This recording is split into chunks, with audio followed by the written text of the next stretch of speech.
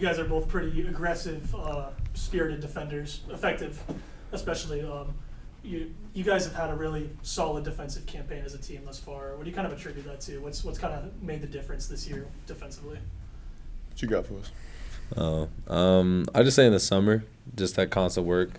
Kale Fennell has definitely drilled it into us. And we kind of talk about this thing where we call our standard. We have this standard, and we're supposed to uphold the standard. If we're down 20, if we're up 30, it doesn't matter. The standard is the standard, and that's a phrase that's kind of been consistent throughout our team. And, again, like that summer work that we've put in and the preseason work, we are all aware of what the standard is. So we're all just kind of locked in on that. And my whole life I've hung my hat on defense, and I know it's kind of been the same for Richie.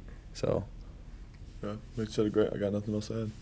Was that a change this year? Because Coach Cahill was part of the staff last year. Was it like he's the designated defensive guy on the staff? Was that a new change for you guys? Yeah, I feel like, I don't know, last year we were a really young team, right? And we were able to really build on the principles that we got tested on all the time last year during the different games, but really build on it. And I feel like Coach Cahill has done a really good job at getting down to the basics of, I feel like in a lot of my personal film with him, like we've talked a lot about the why of different positioning, like why I need to be in certain spots. I think it's been a really big blessing to me in my defensive game. So yeah. Defense, or go ahead, Trey. Oh, no, I was just going to say, like, it's like anything in life. Like, bring this up as an example, like a testimony of Jesus Christ. Every year it gets deeper and deeper. With our testimony of defense, it's just getting deeper and deeper. I mean, last year we were taught the exact same principles. Crazy analogy, huh? Last year we were taught the exact same principles. But this year, like, when he says, oh, get into the body on a ball screen, last year I was like, okay, I can do that.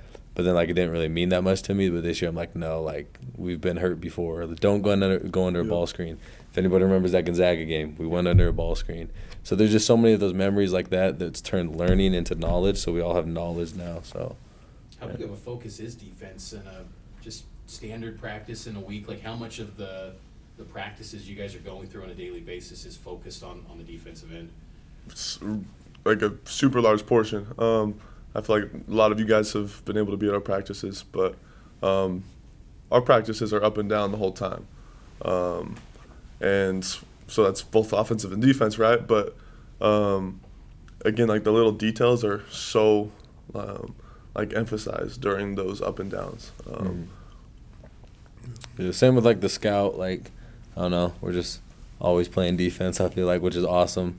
And practice has been structured in a way which is very good, so we kind of have the mindset of, like, okay, we're going to go do a defensive break-off. This team does a lot of off-ball movements. So what we're going to do is we're going to do a drill that simulates that, and then we're going to go to the other end and do a drill that simulates another part of their defense, and then we're going to come together and do shell together, and then we're all familiar. We felt those principles, like we felt them in slower paces and like smaller group breakdowns, so we're thinking of those principles. And then once we get in that big group, it's like, okay, now we're going to put the whole pieces together, and then we're really locked in on every little detail. Richie, it feels like this year you've taken a jump from last year. Feels like your contributions affect every single aspect of the game, especially on the stat sheet. Who are some of those basketball players that you might have looked up to growing up, or who you might watch now to model your game after? Are there any guys that you're trying to play like, or anything like? What are kind of your basketball influences? Yeah, the biggest one growing up was always Tyler Haws. Coincidentally, you know. Really? Yeah. That's dope.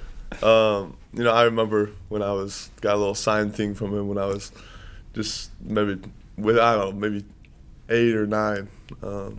But he was always something I had really looked up to, and it's now been a little bit of a mentor for me as I've been able to pick his brain on some stuff. But, you know, like, I love Klay Thompson and C.J. McCollum as well. And, but, yeah, no, I'm super grateful for this year and how fun it is as a team to be able to win games, you know. Why do you guys think your three-point shooting has improved so much from last year to this year? What's gone into that? We are challenged to shoot about 33s a game. And I feel like just knowing that we got to get shots up. We know that we can't outsize different teams, you know, but this is one thing that we really can do better than everybody else. And that challenge is like taken real, you know, by both the coaches and by us. That's a fact. It was Pope said something yesterday in practice that made us all laugh. Where, so this team we play, they have one of their highest percentage of scoring is in the last like 4 seconds of the shot clock, because in that 4 seconds it's just like I'm just gonna shoot it, and you have that kind of like unconscious mentality of just like what happens happens. I'm just gonna huck up a prayer. If it goes in, it goes in, and that's been good for them. But Pope was like, they feel like you do at the end of the shot clock, how you guys feel the whole possession. It's like the whole possession. As soon as you're open, Richie's my favorite example of this. As soon as Richie's open, he's going to shoot it. And no one's mad at that. Everyone's like, okay, that's exactly what we want. We want to take open threes because we need to get 30 up to make Cody Feger happy. Yeah. So, yeah. It's like, I'm telling you, if we get 29, like we get talked about it, you know. It's the same on defense, bro. We were Fennell. We held the team to 52, and he was not happy. And we're all sitting there, we're like, bro, we held them to 52 points. What more do you want from us? But again, it's details. So is there a certain benchmark on defense too that you guys are trying to hit, like the 33s, or was that just a specific instance of? Yeah, that was a specific instance. I Yeah. feel like, but Trey talked about the standard, and I feel like it's more of a general sense of like we need to.